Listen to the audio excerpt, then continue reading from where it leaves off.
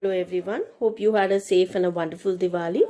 Now, last time we did about the elements, this time we'll do about the sound. What is sound? Anything that you hear is called as sound. How does sound travel? Sound travels in the form of waves.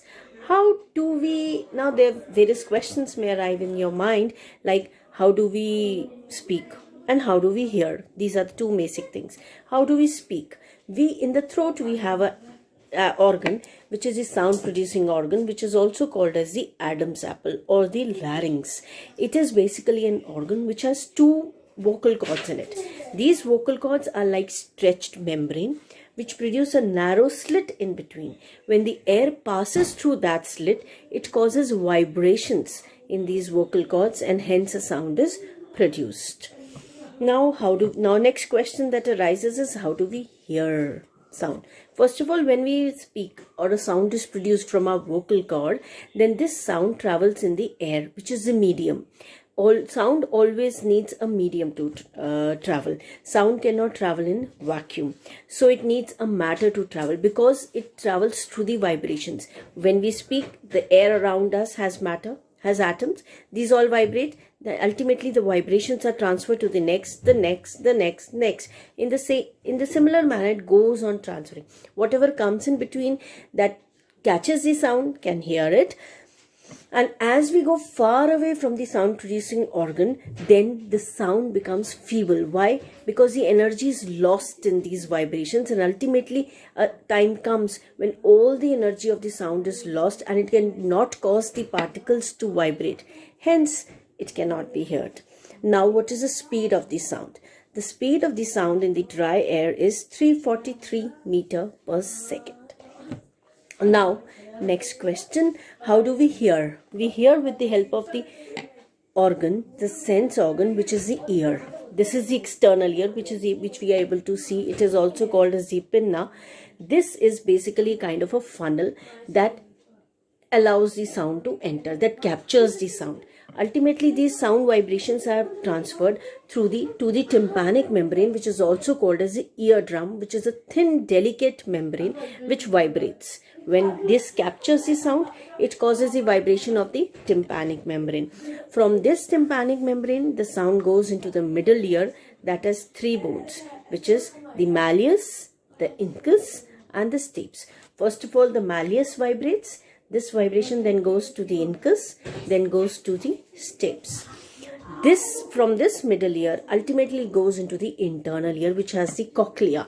In this, there is a fluid which vibrates and ultimately converts the sound waves into electrical signals, which through the auditory nerve are transferred to the brain.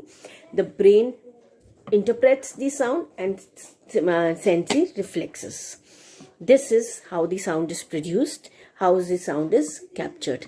Whenever there's a bee has a buzzing sound, it comes near our ear, we can hear a buzzing sound because it produces very great sound and it is close to our ear.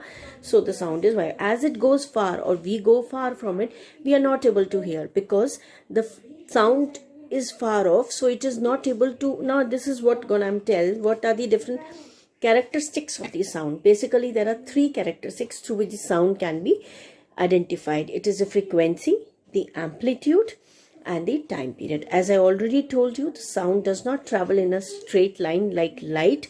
Light travels in a straight line, but sound travels in the form of waves, up, down, in the form of sea waves.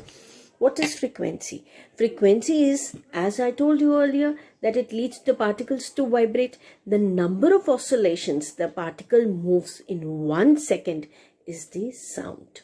The SI unit is hertz.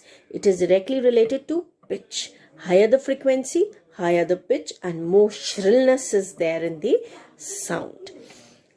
And frequency is inversely proportional to the time period. That is F is equal to 1 upon T in seconds. Because I told you frequency is the number of oscillations in 1 second. Now what is the amplitude? Have you seen a pendulum clock? A pendulum first, this is the mean or the central position. From this it goes to one side, then it comes to the central position, then it goes to the other side. The maximum displacement that sound or the vibration waves take max from the central position, the maximum displacement is called as the amplitude. It is related to the loudness. The maximum they are displaced, the loudest is the sound, and it is measured in decibels. D, a small d, and a capital B, that is decibels. Now, what we cannot hear each and every sound which is occurring in the universe. Some sounds we are able to hear, and some we are not. There are many sounds which are not able to hear because our human ear is capable of only certain frequencies of sound. That is from the 20 hertz to 20,000 hertz, which is called as the audible sounds. The sounds that are below 20 hertz are called as the infrasonic sounds, while the sounds that are above the 20,000 hertz are called as ultrasonic sounds. These infra and ultrasonic sounds we are not able to hear, hence they are called as inaudible sounds. We are only able to hear between 20 hertz and 20,000 hertz. Okay, these are the three characteristics of the sound. And I have told you sound travels in the form of waves.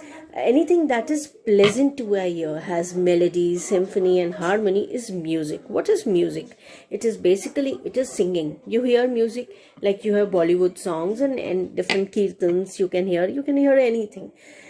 Now, when there is a combination of the vocal and the instrumental things, it is called as music, which is pleasant to the ear and which is very relaxing for our body and soul. There are different instruments, like there are winged instruments, wind instruments, there are stringed instruments, and there are percussion instruments. There are different type of instruments.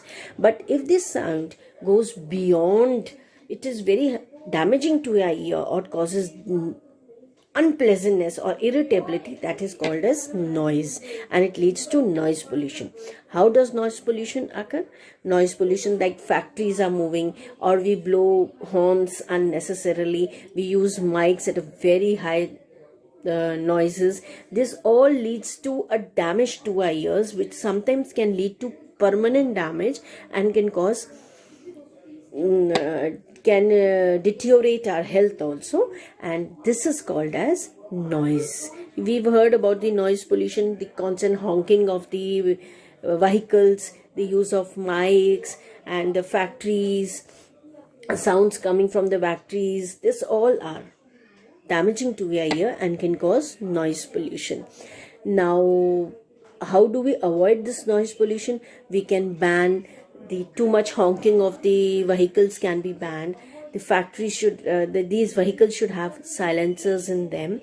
We should restrict the use of mics and or loudspeakers. Like government has already provided limits or time periods for the use of loudspeakers.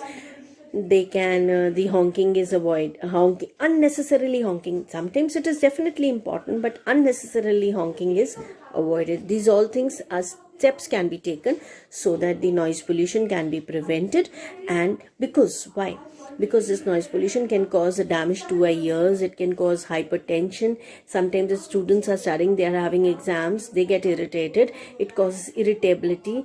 It causes a lack of concentration. Your work capabilities are reduced. So these noise pollutions can have number of harmful effects on our health. So hence we all can come together and avoid this noise pollution, and to have a better and a safe environment where we can live and let others live. Okay, thank you so much. Hope you liked the video. Bye.